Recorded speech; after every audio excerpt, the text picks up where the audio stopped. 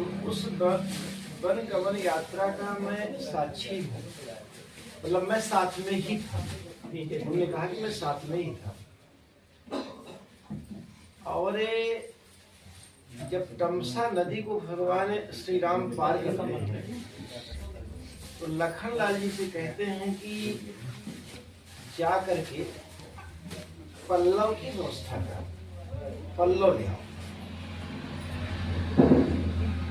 और साथरी बनाओ, पल्लव ले आकर के साथरी बनाओ। लखन लाल जी लेने के लिए नहीं गए, मतलब पल्लव लेने के लिए नहीं गए, और साथरी और तकिया बन करके तैयार था। जब साथरी बन गई तो लेने के लिए नहीं गए।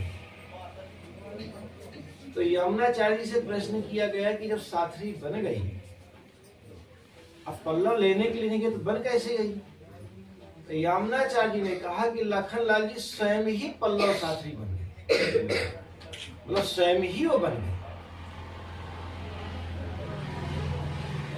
उन्होंने सैया एक श्लोक है, उसमें हमें उठ नहीं रहा।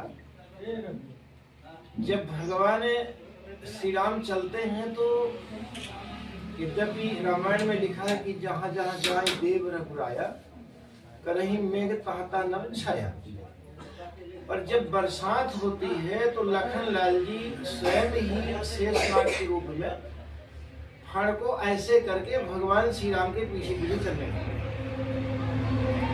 जहां पर जो आवश्यकता होती है, जैसे खड़ाहों की आवश्यकता हुई तो रामायण में कहीं नहीं लिखा खड़ाहों को बना करके लाए।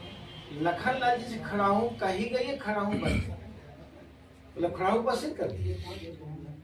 तो जहां जो आवश्यकता होती थी तो वो स्वयं ही लखन लाल जी स्वयं ही बन जाते थे और स्वयं ही बन करके भगवान श्री राम को अर्पण कर देते थे।